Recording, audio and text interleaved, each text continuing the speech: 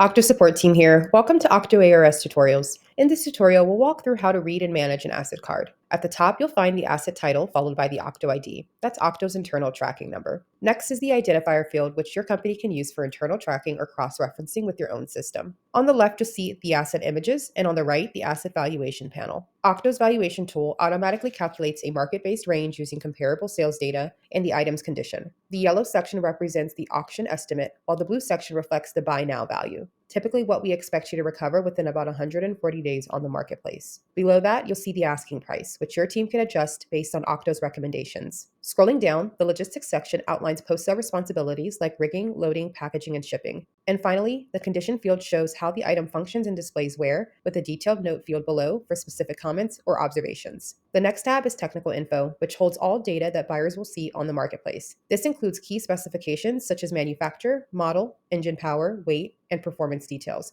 along with the category under which the asset will appear online. This is where accurate specs really helps buyers make decisions faster and improve your listing's performance. The Company Fields tab includes internal-only data. These are fields your organization can customize. For example, noting air gap status, cleaning requirements, or reasons an item isn't listed for sale. Next is media, where you can view, upload, or replace photos, videos, and supporting files, like equipment manuals or engineering drawings. These visuals are critical for buyer confidence, so make sure that they clearly show the machine's working condition and key identifiers. The Status Manager allows you to track your asset's current stage, from draft to pending review to live on the marketplace. Under Notes, you can collaborate directly with your Aucto representative or internal team members. Just use the at tag to mention someone. Finally, the History tab provides a full audit trail of all updates, edits, and actions taken on that asset card, keeping your record complete and transparent. And that's the full walkthrough of an asset card in Aucto ARS. Use this structure to keep your listings accurate, professional, and ready for sale, helping your assets move faster on the marketplace.